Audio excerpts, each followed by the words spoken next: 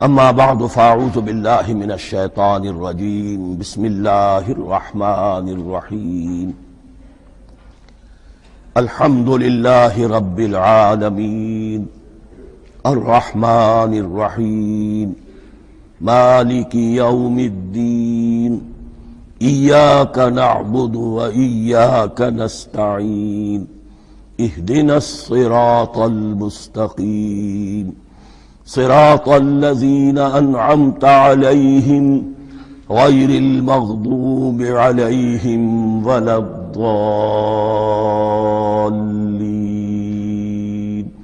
آمين رب اشرح لي صدري ويسر لي أمري واحلل عقدة من لساني يفقهوا قولي اللهم ربنا ألهمنا رشدنا وأعذنا من شرور أنفسنا اللهم أرنا الحق حقا وارزقنا اتباعه وأرنا الباطل باطلا وارزقنا اجتنابه اللهم ربنا يسر لنا أمورنا كلها وأتمم لنا بالخير وتقبل منا فإنك خير المتقبلين آمین یا رب العالمین۔ معزز حاضرین اور محترم خواتین، ہم اللہ کے نام سے اس سال کی نماز تراویح کے ساتھ دورہ ترجمہ قرآن کا آغاز کر رہے ہیں۔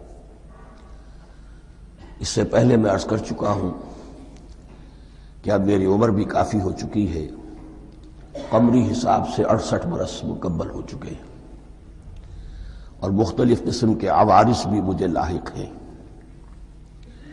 اور بہت سے احباب نے اور رفقاء نے مشورہ دیا تھا کہ میں اتنا بڑا بوجھ اپنے ذمے نہ لوں، لیکن میں نے خالصتاً توکلاً علی اللہ اس کی ہمت کی، اس کا ارادہ کیا، اس کے لیے اہتمام بھی خصوصاً ہوا ہے۔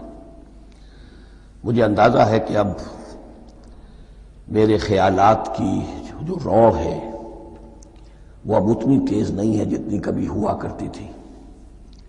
کراس ریفرنسز بھی جو ہیں قرآن حکیم کے وہ اتنے مستحضر نہیں ہیں جتنے کبھی ہوتے تھے، بلکہ واقعہ یہ ہے کہ میری زبان بھی بعض اوقات لڑکھڑاتی ہے، اس لیے کہ مجھے جو ادویات استعمال کرنی پڑتی ہیں ان کا اعصاب پر بھی اثر ہوتا ہے، اور جو ہمارے اعضائے رئیسہ ہیں ان پر بھی اثر ہوتا ہے۔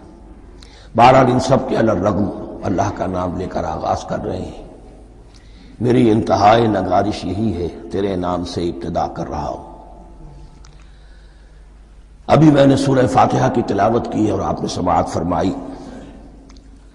یہ سورہ مبارکہ مصحف کے اعتبار سے تو پہلی سورت ہے ہی، سب کو معلوم ہے، لیکن یہ بھی نوٹ کر لیجئے کہ یہ نزول کے اعتبار سے بھی سب سے پہلی مکمل سورت جو حضور پر نازل ہوئی وہ یہی ہے۔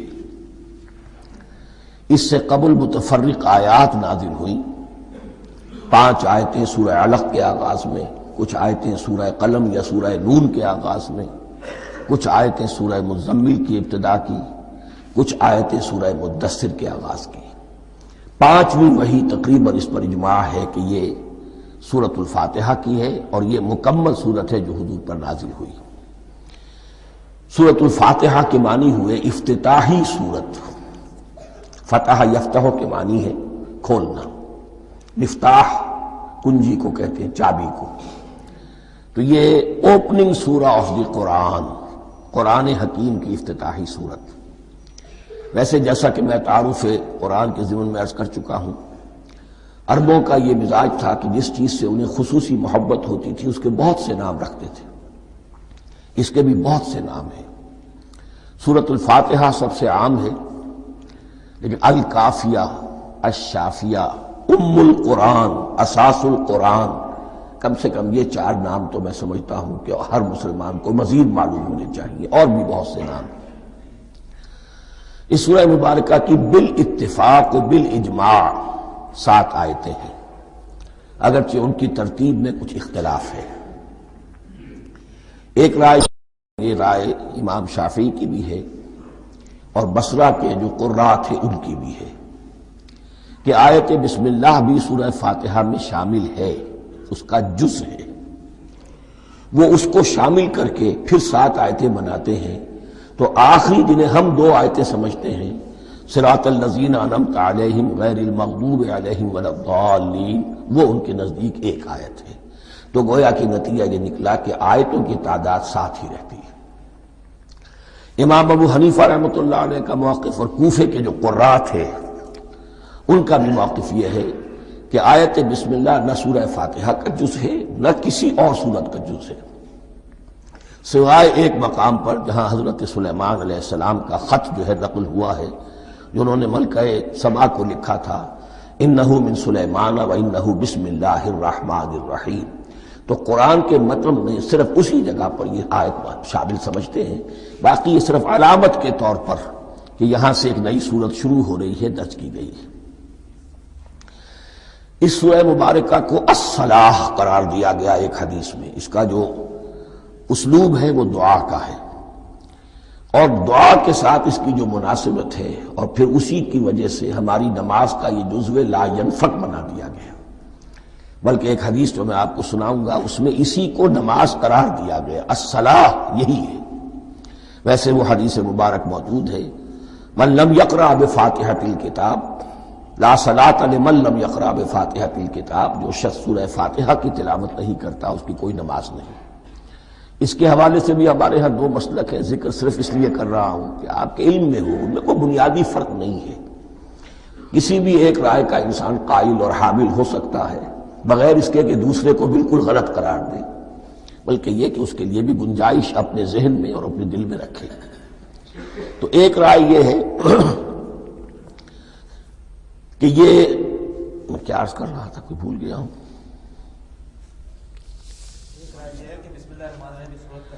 جی، اور دوسری آیت یہ ہے کہ اس کا حصہ نہیں ہے، اسی اعتبار سے یہ کہ یہ سورہ مبارکہ نماز میں پڑھی جانی ضروری ہے، لا صلاۃ لمن لم یقرأ بفاتحۃ الکتاب۔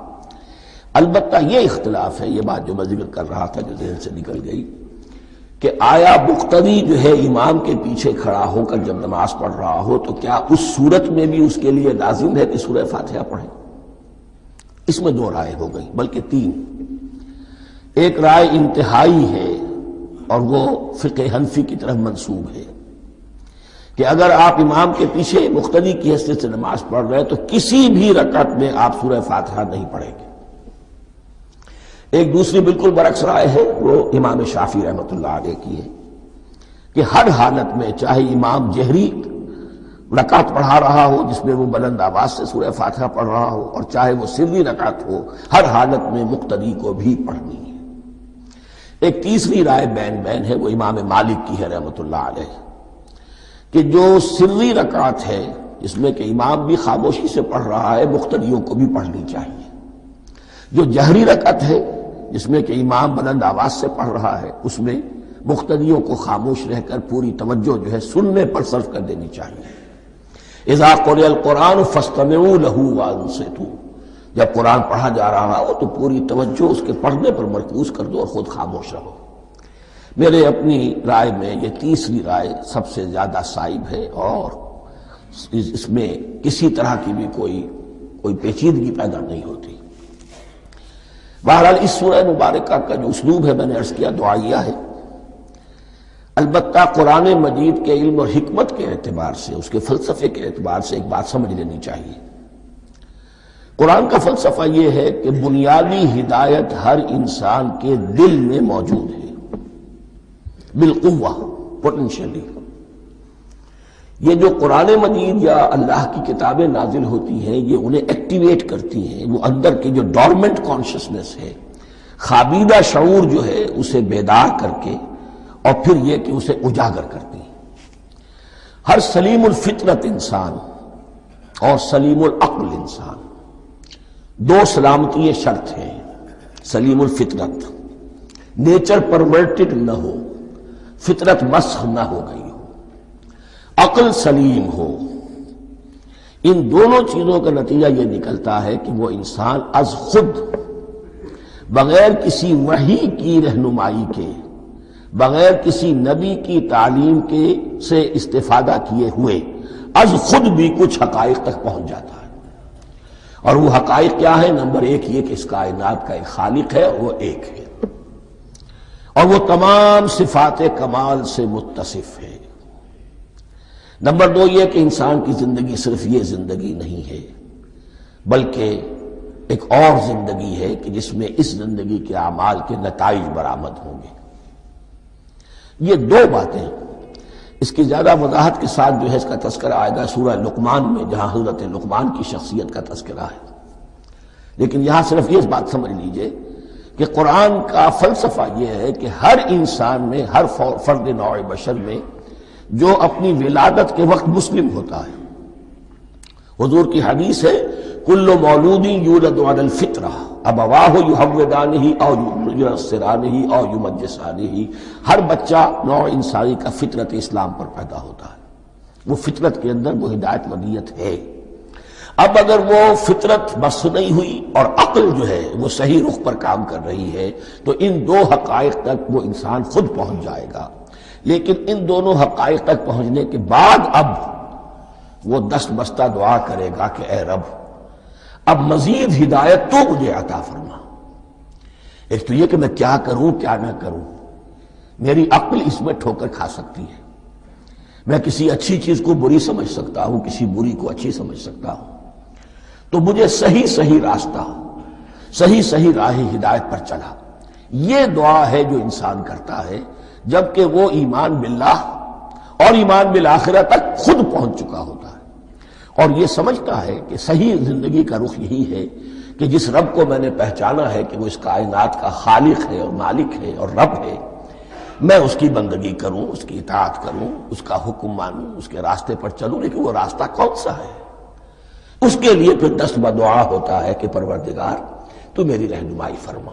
یہ مقام ہے کہ جہاں آپ سمجھ لیجئے اپنے آپ کو بھی آج اس جگہ پر تصور کرتے ہوئے پھر اس سورہ مبارکہ کو پڑھیے کہ آپ اس مقام پر اللہ کے فضل و کرم سے پہنچ چکے ہیں کہ اللہ کو آپ نے پہچان لیا اور اس کی توحید کو جان لیا، اس کی جملہ صفات کمال سے آپ واقف ہو گئے۔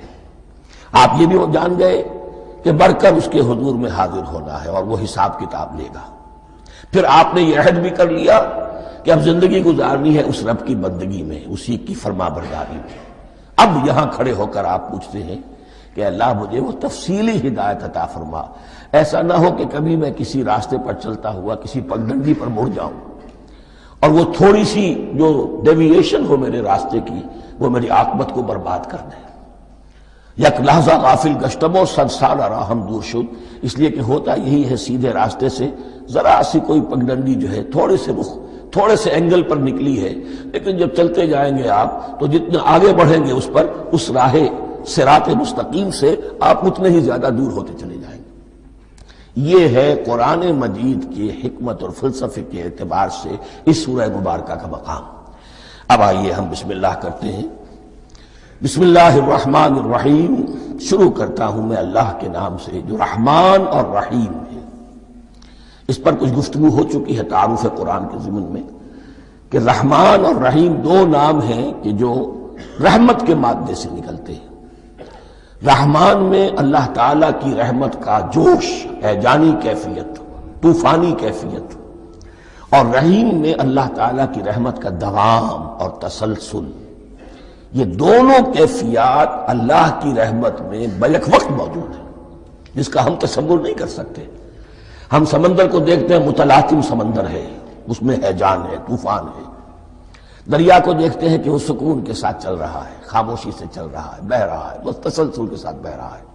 ہم ان دونوں کیفیات کو علیحدہ علیحدہ دیکھتے ہیں تو ہمارا ذہن ان دونوں کو بیک وقت اس کا تصور نہیں کر سکتا، تخیل ممکن نہیں۔ لیکن اللہ کی رحمت کی یہ دونوں شانیں مستقلاً ہر وقت موجود ہیں بیک وقت، اسی لیے ان دونوں کے درمیان کہیں حرف عطف نہیں آئے گا۔ بسم اللہ الرحمن الرحیم، الحمد للہ رب العالمین۔ کل حمد، اور حمد کو ذہن میں رکھ لیجئے، حمد مساوی ہے تعریف جمع شکر۔ عام طور پر ترجموں میں ایک لفظ لایا جاتا ہے، کل تعریف اللہ کے لیے، یہ کافی نہیں ہے۔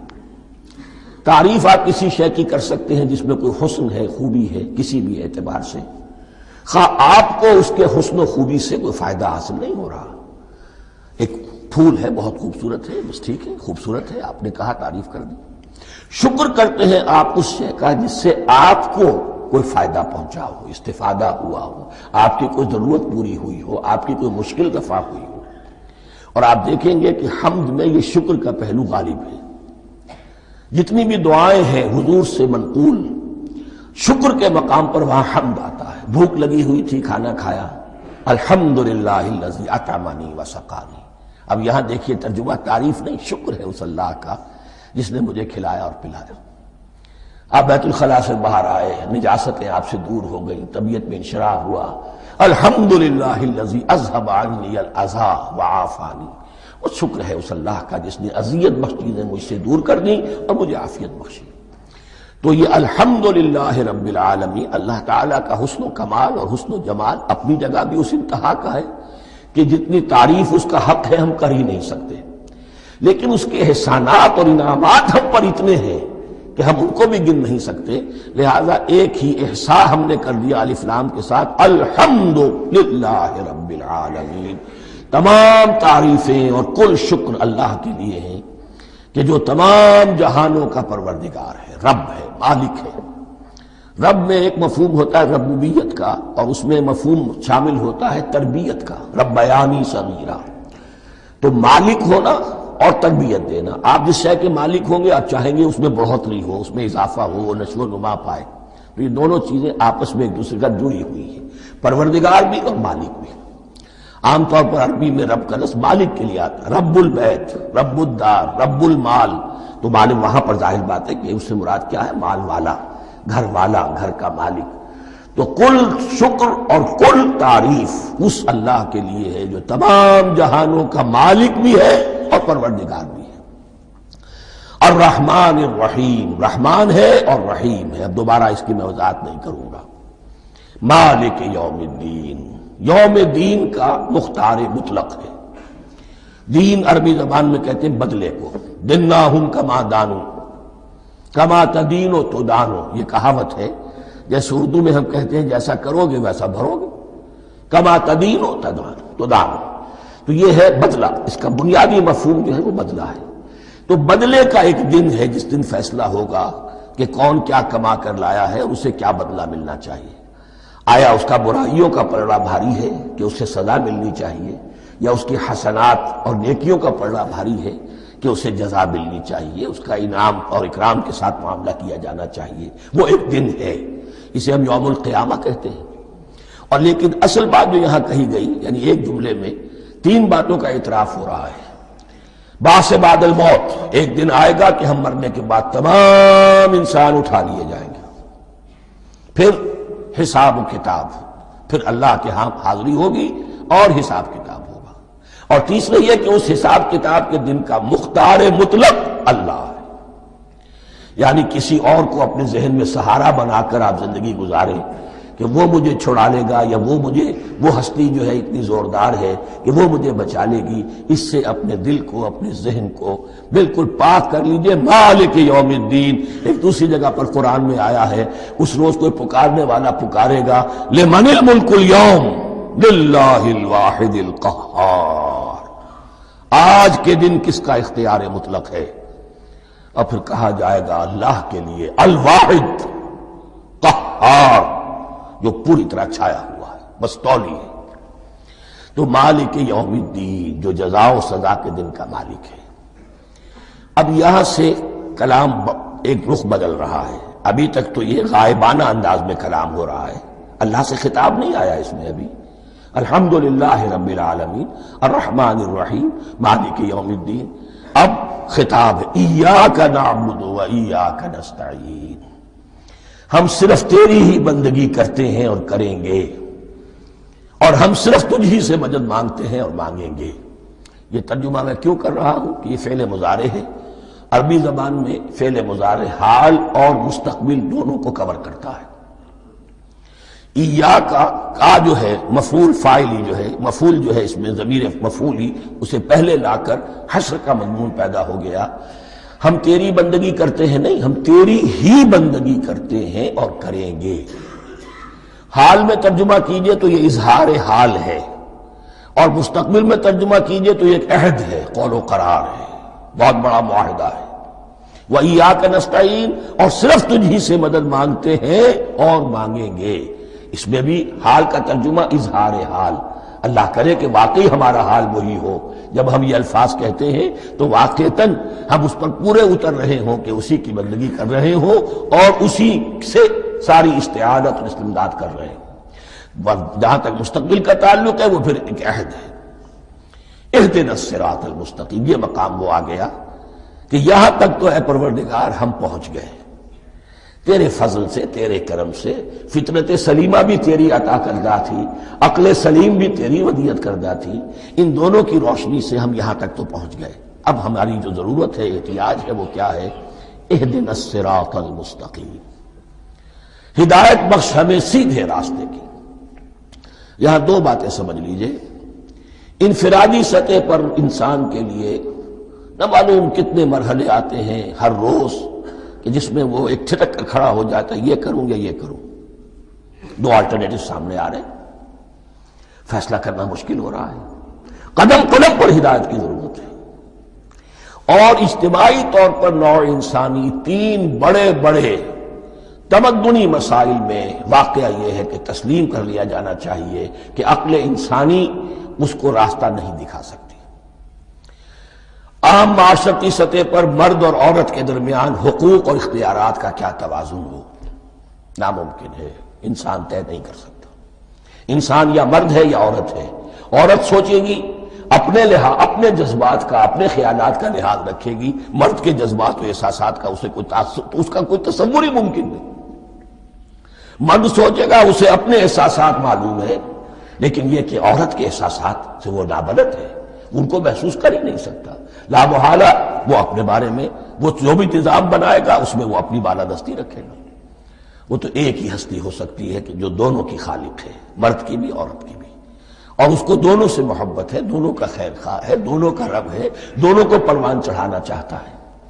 اسی طرح فرد اور معاشرہ یا ریاست، حکومت اور ریاست ہمیشہ یہ چاہتی ہے کہ سارے اختیارات ہمارے ہاتھ میں آ جائیں، ٹوٹلیٹیرین سوسائٹی ہو، بس ہم حکم دیں اور لوگ اس پر چلیں۔ افراد یہ چاہتے نہیں، ہمیں آزادی ہونی چاہیے۔ اب آپ دیکھیے کہ دنیا میں کتنے جھگڑے چلتے ہیں اسی پر، فریڈم فریڈم فریڈم۔ وہ فریڈم واقعتاً اپنی جگہ پر ایک شے ہے، افراد کی آزادی ہونی چاہیے، لیکن افراد کی آزادی اتنی نہ ہو جائے کہ وہ مادر پدر آزاد ہو جائے، کوئی قانون، کوئی قاعدہ، کوئی اخلاقی کوئی حدود اور قیود جو ہے ان کا پابند نہ رہے۔ تو اب کہاں ہے وہ نقطہ اعتدال کہ جس میں انسان کی انفرادی آزادی، انفرادی اختیار اور ادھر اجتماعی مصلحتیں جو ہیں ان کو بیلنس کیا جا سکے؟ انسان طے نہیں کر سکتا، صرف اللہ ہی اس کے لیے نظام دے سکتا ہے۔ تیسرا مسئلہ ہے سرمایہ اور محنت، اس میں کیا توازن ہو؟ سرمایہ اور محنت دونوں مل کر کچھ بنا رہے ہیں، کچھ پروڈیوس کر رہے ہیں۔ اب اس میں نفع جو ہوا ہے اس میں سرمایہ کا کتنا حصہ ہونا چاہیے اور لیبر کا کتنا ہونا چاہیے، کون طے کر سکتا؟ اس کے لیے بھی کہ ایسا نہ ہو کہ سرمایہ داری جو ہے آکاش بیل بن کر پورے معاشرے پر چھا جائے اور غریب بیچارہ، مزدور بیچارہ، کاشتکار بیچارہ وہ گویا کہ چکی کے دو پارٹوں میں پس کر رہ جائے، اس کی کوئی حیثیت نہ رہ جائے۔ لیکن یہ کہ دوسری طرف اگر یہ کہ مزدور کا جو حق ہے اس سے زیادہ اس کو دے دیا جائے تو سرمایہ جو ہے وہ سکڑ جائے گا، شائی ہو جائے گا، وہ پھر میدان میں نہیں آئے گا۔ کیا کیا جائے؟ کون سا نقطہ عدل و اعتدال ہے؟ یہ تین مسائل ایسے ہیں، اہدنا الصراط المستقیم۔ تو یوں سمجھیے کہ ایک جو بنیادی ہدایت تھی، ایک اللہ کو پہچان لینا، یہ جان لینا کہ کل حسن و جمال اور تمام انعام و اکرام کا منبع اس کی ذات ہے، وہ رحمان ہے اور رحیم ہے، اور یہ جان لینا کہ مرنے کے بعد جی اٹھنا ہے، حساب کتاب ہے، فیصلہ ہوگا جزا و سزا کا، اور مختار مطلق اس دن کا اللہ ہے۔ پھر یہ عہد کر لینا ایاک نعبد و ایاک نستعین۔ اس کے بعد دعا، پروردگار ہمیں ہدایت پر قائم رکھ، ہماری ہدایت میں اضافہ فرما۔ اس ہدایت کے لفظ کو سمجھ لیجئے، بنیادی ہدایت، تفصیلی ہدایت، قدم قدم پر ہدایت، ہدایت پر ہدایت، والذین اہتدوا زادہم ھدی، جو لوگ ہدایت کے راستے پر آتے ہیں اللہ ان کی ہدایت میں اضافہ کرتا ہے۔ تو یہ قدم قدم پر ہمیں ہدایت کی ضرورت ہے اور مرحلہ وار ضرورت ہے۔ ہدایت اس کو بھی کہتے ہیں کہ کسی نے آپ سے کوئی پتہ پوچھا، آپ نے کہا ادھر جانا، پھر دوسری گلی میں مڑنا، پھر جانا 2-3 لائٹیں چلے جانا، پھر مڑنا وغیرہ وغیرہ، یہ بھی ہدایت ہے، نظری طور پر آپ نے بتایا ہے۔ ایک ہدایت یہ ہوئی کہ بھائی میں چلتا ہوں آپ کے ساتھ، میں آپ کو وہاں تک پہنچا دوں گا تاکہ آپ کو دقت نہ ہو، آپ نے منزل تک پہنچا دیا۔ ان دونوں کے درمیان، یہ تو میں نے ایک فرد کی مثال دی ہے، اللہ اور بندے کے درمیان نہ معلوم کتنے مراحل ہیں ہدایت کے۔ تو کسی وقت بھی انسان اپنے آپ کو ہدایت خداوندی سے مستغنا نہیں سمجھ سکتا، اور نہیں تو پروردگار جو ہدایت دی ہے اس پر ہدایت پر قائم رکھ۔ کیا پتہ شیطان کا کوئی حملہ، کیا پتہ ہمارے نفس کی کوئی شرارت کسی ایسے رخ پر ہمیں ڈال دے کہ اب تک کی ساری کمائی بھی ضائع ہو جائے۔ لہذا یہ نہ سمجھیے کہ جب یہ ساری چیزیں ان کو معلوم تھی، ان چیزوں کا تو اقرار کر رہے تو اب ہدایت کون سی مانگ رہے ہیں؟ تو ہدایت کا تو بڑا میدان کھلا ہوا ہے، اور اس ہدایت کی وہ جو میں نے آخری شکل آپ کو بتائی ہے کہ منزل مقصود تک پہنچا دے، یہ ہدایت بھی قرآن مجید میں اس معنی میں بھی لفظ آیا ہے کہ اہل جنت جب جنت میں داخل ہوں گے تو جو ترانہ حمد ان کی زبان پر اس وقت ہوگا وہ کیا ہے؟ الحمدللہ الذی ہدانا لہذا وما کننا لنہتدی لولا ان ہدانا اللہ۔ کل شکر اس اللہ کا جس نے ہمیں یہاں تک پہنچا دیا، ہدایت دی یہاں تک پہنچا دیا، اور ہم ہرگز نہ پہنچ پاتے، ہم ہرگز ہدایت یافتہ نہ ہو سکتے اگر اللہ ہی ہمیں ہدایت نہ دیتا۔ اہدنا الصراط المستقیم، سیدھا راستہ، صراط الذین انعمت علیہم، اب اس کی مزید وضاحت ہے، راستہ اس کا ان لوگوں کا جن پر تیرا انعام ہوا۔ یہ کون لوگ ہیں؟ اس کی وضاحت آپ کو ملے گی سورہ نساء میں۔ من یطع اللہ والرسول فاولئک مع الذین انعم اللہ علیہم من النبیین والصدیقین والشہداء والصالحین۔ 4 طبقات ہیں منعم علیہم جن پر اللہ کا انعام ہوا ہے۔ چوٹی پر انبیاء کرام، اس کے بعد صدیقین کرام، اس کے بعد شہداء عظام، اس کے بعد عام صالح مسلمان، صالح ہو۔ یہ بیس لائن ہے، اس سے اوپر کا درجہ شہداء کا ہے، اس سے اوپر کا درجہ صدیقین کا ہے، اور پھر اس سے اوپر کا درجہ انبیاء کا ہے۔ انبیاء میں سے پھر وہ بھی ہوتے ہیں کہ جو اولو العزم میں من الرسل ہیں، لیکن یہ 4 طبقات ہیں، ان کے راستے پر ہمیں چلا۔ غیر المغضوب علیہم ولا الضالین، جو مغضوب علیہم نہیں ہوئے، جن پر تیرا غضب نہیں ہوا، اور غضب ہوتا ہے ان پر کہ جو ہدایت کے واضح ہونے کے بعد ہدایت کو ترک کر دے، وہ ہے مغضوب علیہم۔ جنہیں ہدایت مل گئی ہو، ہدایت کو پہچان لیا ہو، پھر اپنی شرارت نفس کی وجہ سے، اپنی نفسانیت کی وجہ سے، اپنے تکبر کی وجہ سے، اپنے حسد کی وجہ سے وہ اس حق کو رد کر دے، اس کو ترک کر دے، ان پر اللہ کا غضب آتا ہے۔ اور اس میں اس کی بہت بڑی مثال تاریخ کے اعتبار سے یہودی ہے۔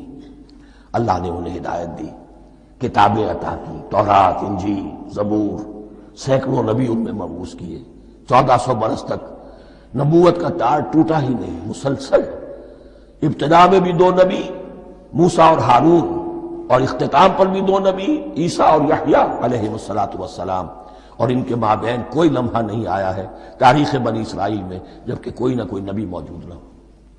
لیکن انہوں نے اپنی شرارت نفس کی وجہ سے ہدایت تورات سے بھی منہ موڑا، اور پھر سب سے بڑی بات یہ کہ ہدایت محمدی سے، ہدایت قرآنی سے بھی صلی اللہ علیہ وسلم منہ موڑا، وہ ہے مغضوب علیہم ولا الضالین، اور نہ ہی گمراہ ہوئے۔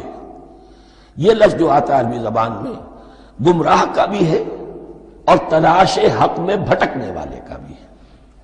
ایک وہ شخص ہے جس پر حق ابھی واضح نہیں ہوا، وہ تلاش میں ہے، اس کے لیے بھی ضال کا لفظ آئے گا۔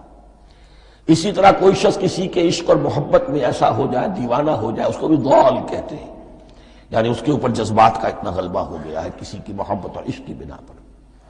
تو حضور کے لیے یہ لفظ آیا ہے وَوَجَدَكَ ضَالًّا فَهَدَىٰ، اور یہ تو سورۃ الضحیٰ ہے، اکثر بیشتر لوگوں کو یاد ہوگی تو یہ جو دوال کا لفظ ہے اس میں سمجھ لیجئے ضروری نہیں ہے کہ وہ گمراہ ہو، بلکہ وہ بھی کہ جو ابھی راہ ہدایت کی طلب میں اس کے حصول کے لیے اس کی تلاش میں کوشاں ہیں، اور وہ بھی کہ جو کسی مغالطے کی وجہ سے حق سے منحرف ہو جائے۔ یہ بھی جان لیجئے کہ ایک ہے بدنیتی، تکبر، حسد، حق کو جان کر پہچان کر رد کر دینا یا چھوڑ دینا یا ترک کر دینا، ایک ہے کسی غلطی میں، کسی جذبات کے اندر آ کر، کسی غلو کے اندر مبتلا ہو کر اور حق سے منحرف ہو جانا۔ اس کی جو سب سے بڑی مثال ہے وہ نصارہ ہے، عیسائی ہے۔ حضرت مسیح کو انہوں نے مانا لیکن غلو کیا، یہ لفظ آئے گا آگے، لا تغلو فی دینکم، اپنے دین میں غلو نہ کرو۔ جیسے ہمارے ہاں بھی بعض لوگ ہیں جو حضور صلی اللہ علیہ وسلم کی تعریف میں، حضور صلی اللہ علیہ وسلم کے ساتھ اپنی محبت کے اظہار میں غلو کر جاتے ہیں۔ یہ انتہا درجے کو ہو گیا تھا حضرت مسیح علیہ السلام کے ماننے والوں میں، اور اس کی بنا پر انہوں نے تثلیث کا عقیدہ ایجاد کر لیا اور حضرت مسیح علیہ السلام کو اللہ کا بیٹا بنا دیا۔ تو اس کی سب سے بڑی مثال ضالین کی اس اعتبار سے کہ ہدایت پانے کے بعد کسی بدنیتی سے نہیں بلکہ کسی اچھے جذبے میں غلو کی وجہ سے رسول سے محبت کرنا تو اچھا جذبہ ہے، لیکن یہ محبت بھی ایک حد میں رہنی چاہیے۔ غلو کرے گی تو ظاہر بات ہے کہ اس کے بعد وہ گمراہی کی طرف لے جائے گی۔ تو یہ ہے اس سورہ مبارکہ کا ترجمہ، اور اس کے بعد آخر میں آمین کہنا یہ مسنون بھی ہے، کہنا چاہیے۔ البتہ اختلاف یہاں بھی صرف اتنا ہے کہ نماز میں جب آپ امام کے ساتھ ہیں، وہ اگر جہری قرات کر رہا ہے تو آیا اس کے بعد آپ کو بھی بالجہر کہنا ہے آمین یا نہیں کہنا، یہ اختلاف ہے، ان میں کوئی فرق واقع نہیں ہوتا۔ یہ چیز متفق علیہ کہ کہنا ہے آمین، بلکہ یہ آمین تو یہودیوں میں ہے، یہ آمین جو ہے یہ عیسائیوں میں بھی ہے۔ ان کی بھی جو پریئر، لارڈس پریئر ہے، اس کے بعد آمین، وہ آمین کہتے ہیں، وہ فرق، وہ لفظ ایک ہی ہے، اس لیے کہ عبرانی زبان اور عربی زبان یا تو ہم یہ کہہ سکتے ہیں کہ دونوں بہنیں ہیں، کوئی ایک مشترک زبان تھی ان کی ماں جس کی یہ دو بیٹیاں ہیں، اور یا یہ کہنا پڑے گا کہ عربی زبان کی ماں جو ہے وہ عبرانی زبان ہے۔ بہرحال بڑا قریبی رشتہ عربی کا اور عبرانی کا ہے، اس اعتبار سے وہ آمین۔ اب آپ کو معلوم ہے ہم السلام علیکم وہ کہتے ہیں، وہ سلام کہتے ہیں، فرق کیا ہے؟ وہ تو تلفظ کا فرق ہے۔ اسی طریقے سے اور بہت سے الفاظ ہیں، میں بعد میں بتا۔ اب میں اس سورہ مبارکہ کے بارے میں خاص حدیث آپ کو سنانا چاہتا ہوں، اور اسی سے در حقیقت جو امام ابو حنیفہ کا موقف ہے رحمۃ اللہ علیہ، اس کی حقانیت مزید مبرہن ہو جائے گی۔ یعنی کیا کہ آیت بسم اللہ سورہ فاتحہ کا جز نہیں ہے، سورہ فاتحہ الحمدللہ رب العالمین سے شروع ہوتی ہے۔ وہ میں آپ کو بتانا بھول گیا کہ جن کے نزدیک یہ سورت کا جز ہے وہ پھر جہری قرات میں بسم اللہ الرحمن بھی بلند آواز سے کہیں گے، اور جن کے نزدیک یہ سورہ فاتحہ کا جز نہیں ہے وہ نہیں کہیں گے، وہ الحمدللہ رب العالمین سے قرات کریں گے۔ تو کوئی فرق نہیں ہے بنیادی۔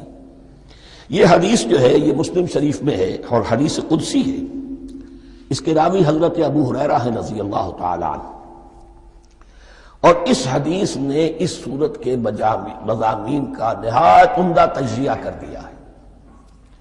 حدیث کے الفاظ سن لیجئے، قسمت الصلاۃ بینی و بین عبدی نصفین۔ اللہ تعالیٰ فرما رہے ہیں، حدیث قدسی ہے، میں نے نماز کو، صلاۃ کو اپنے اور اپنے بندے کے درمیان آدھا آدھا تقسیم کر لیا، فنصفها لی ونصفها لعبدی، اس کا نصف جو ہے وہ میرے لیے ہے اور نصف جو ہے وہ میرے بندے کے لیے ہے، ولعبدی ما سأل، اور جو میرے بندے نے مانگا میں اسے دوں گا، میرا وعدہ ہے یا میں نے اسے دیا۔ اس کے بعد اس کی تفصیل آتی ہے، اذا قال العبد، جب بندہ کہتا ہے الحمدللہ رب العالمین، قال اللہ حمدنی عبدی، جب بندہ کہتا ہے الحمدللہ رب العالمین، اللہ فرماتا ہے میرے بندے نے میری حمد کی۔ وَإِذَا قَالَ الرَّحْمَٰنِ الرَّحِيمِ قَالَ اللَّهُ اثْنَىٰ عَلَيَّ عَبْدِي، جب بندہ کہتا ہے الرحمن الرحیم، اللہ فرماتا ہے میرے بندے نے میری ثنا کی۔ وَإِذَا قَالَ مَالِكِ يَوْمِ الدِّينِ قَالَ اللَّهُ تَعَالَىٰ مَجَّدَنِي عَبْدِي، میرے بندے نے میری تمجید بیان کی، میری بزرگی بیان کی۔ اب یہ تین آیتیں ہو گئیں، تینوں میں اللہ کی حمد ہے، ثنا ہے، تمجید ہے، یہ تین آیتیں خالص اللہ کے لیے ہو گئیں۔ اب چوتھی آیت آئی، ایاک نعبد و ایاک نستعین۔ اس کے بارے میں جب بندہ کہتا ہے اذا قال العبد ایاک نعبد و ایاک نستعین، قال اللہ تعالی ھذا ما بینی و بین عبدی ولعبدی ما سأل، یہ میرے اور میرے بندے کے درمیان ہے۔ یہ تو یوں سمجھیے کہ یہ گرہ لگ گئی ہے میرے اور میرے بندے کے مابین۔ اس نے مجھ سے قول و قرار کیا ہے، اس نے میری بندگی کا اعتراف کیا ہے، اس نے تسلیم کیا ہے کہ میری ہی بندگی کرتا ہے اور کرے گا، اور مجھ سے مدد چاہیے ہے۔ ھذا ما بینی و بین عبدی، یہ معاہدہ ہے، معاہدہ دو فریقوں کے مابین ہوتا، یہ میرے اور میرے بندے کے مابین ہے۔ وَلِعَبْدِي مَا سَأَلَ، اور میں نے اپنے بندے کو دیا جو اس نے مانگا، وہ میری مدد چاہتا ہے، میری مدد اس کے شامل حال رہے گی۔ فَإِذَا قَالَ، اور جب بندہ کہتا ہے اهْدِنَا الصِّرَاطَ الْمُسْتَقِيمَ صِرَاطَ الَّذِينَ أَنْعَمْتَ عَلَيْهِمْ غَيْرِ الْمَغْضُوبِ عَلَيْهِمْ وَلَا الضَّالِّينَ، قال اللہ تعالی ھذا لعبدی ولعبدی ما سأل، یہ تین آیتیں یہ میرے بندے کے لیے، اهدنا الصراط المستقیم، اسی صراط مستقیم کی وضاحت ہے مثبت، صراط الذین انعمت علیہم، اسی صراط المستقیم کی وضاحت ہے منفی انداز میں، غیر المغضوب علیہم ولا الضالین۔ یہ سب میرے بندے کے لیے ہے اور میں نے اپنے بندے کو دیا جو اس نے مانگا۔ اس کو میں نے ایک مرتبہ یہ ترازو کی شکل میں اس کو لکھوایا تھا۔ دیکھیے یہ ایاک نعبد و ایاک نستعین، یہ ہے وہ ترازی کی وہ ڈنڈی، واو جو ہے ایاک نعبد و ایاک نستعین، واو جو ہے گویا کہ وہ مٹھ ہے جس سے کہ ترازو کو پکڑا جاتا ہے۔ ادھر ایک پلڑا ہے جس کی تین آیتیں ہیں، الحمدللہ رب العالمین الرحمن الرحیم مالک یوم الدین۔ اس کا نتیجہ کیا نکلا؟ ایاک نعبد۔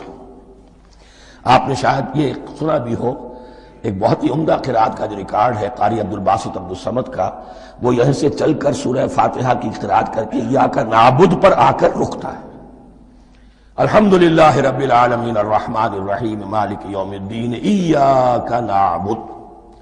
گویا کہ یہاں یہ صورت بالکل ہاف ہو گئی ہے، تین آیتوں میں اللہ کی حمد ہے، ثنا ہے، تمجید ہے، جس کا نتیجہ ہم تیری ہی بندگی کرتے ہیں، تیری ہی اطاعت کریں گے۔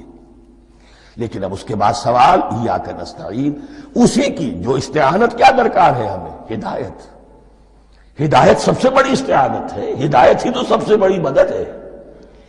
اهدنا الصراط المستقیم صراط الذین انعمت علیہم غیر المغضوب علیہم ولا الضالین، یہ ایاک نستعین کے حکم کے ساتھ یہ تین آیتیں آ گئیں، اهدنا الصراط المستقیم صراط الذین انعمت علیہم غیر المغضوب علیہم ولا الضالین۔